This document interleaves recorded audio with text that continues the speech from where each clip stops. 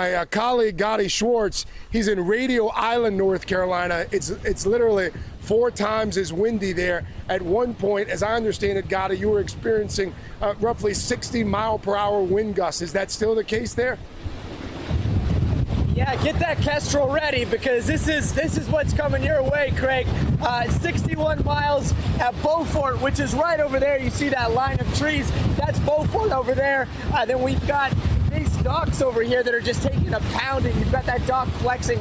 We've seen these docks start to break apart again. This is a 60 mile an hour, maybe a little bit higher than 60 miles an hour, but we're expecting twice as high winds as this right now. You can imagine what that's going to be like. That's going to hit tonight, and it's also going to hit during the storm surge. So not only are we going to have these hurricane force winds that are twice as strong as they are right now, we're also going to have the ocean, the sea come up.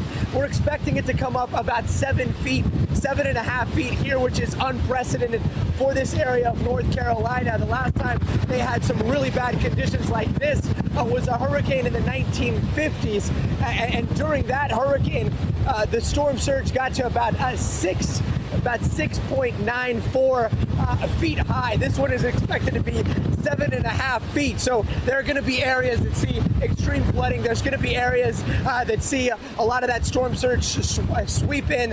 There are some businesses in town over here at Morehead City where they're talking about actually getting chainsaws and cutting open parts of the floors so that storm surge comes in and it doesn't rip apart some of those structures. But this is an area that is going to take a really bad pounding, and most of that is going to happen under the cover of darkness. So as bad as the situation is right now, the situation is going to get a lot worse. Craig? All right, Gotti Schwartz there in Radio City. Gotti, do be careful, sir. Gotti alluding to that hurricane back in the 50s.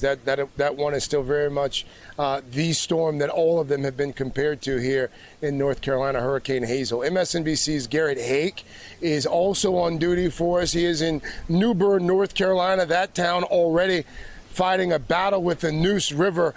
Garrett, who's winning the battle right now?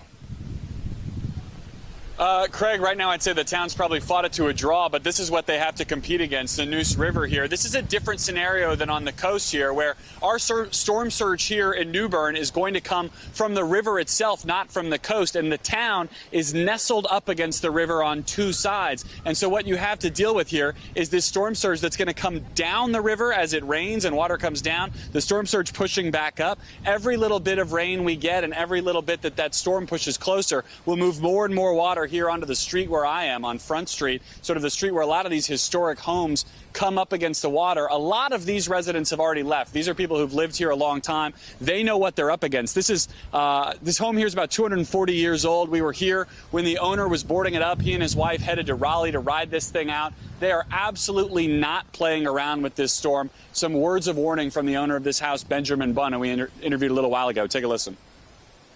There's nothing we can do here. When winds get above 3 digits, the only thing you can do inside your house is dock. You can't do anything else. So why stay? So, Craig, we are seeing a lot of people here heed that evacuation warning. When the category of storm seemed to go down, when it looked like the track was going to go further south, some people said they were going to stay. There's one gas station in town. They said they were going to stop selling gas at 11.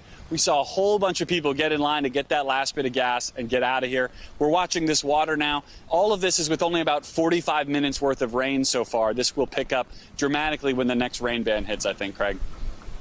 There are some who have said here in Wilmington that this city could end up getting roughly 6-7 months worth of rain in 3 days. Garrett Hake, Garrett, thank you. Dawn Allen has lived here in Wilmington her entire life, just about 3 miles away from where we stand right now. Dawn and her husband have 2 kids.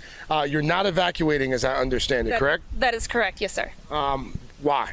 Well, mainly it's financial reasons. You know, people have offered us free places to stay, but it still takes gas money and food, water, everything else once you get there, and then the fear of not knowing when you can get back home.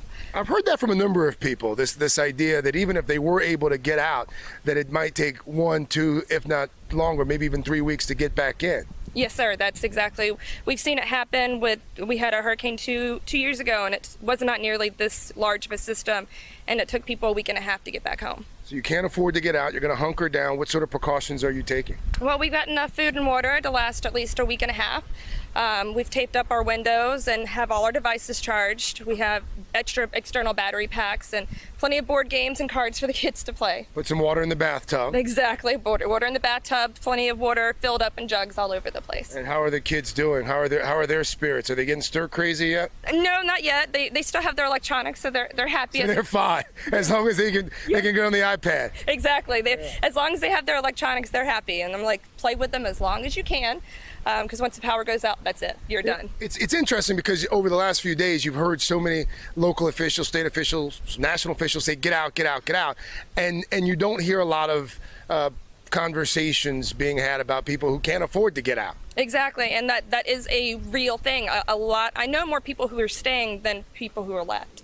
And, I'm not the only one who has financial reasons. I also have medical reasons I'm not leaving. It's a sad situation that so many are put in.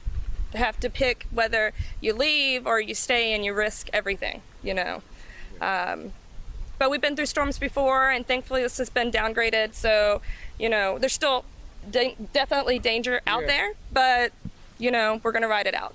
Be careful, okay? Thank you. All right, stay close, stay in touch. Let us know if you need anything. Dawn, thank you. Hey there, I'm Chris Hayes from MSNBC. Thanks for watching MSNBC on YouTube. If you want to keep up to date with the videos we're putting out, you can click subscribe just below me, or click over on this list to see lots of other great videos.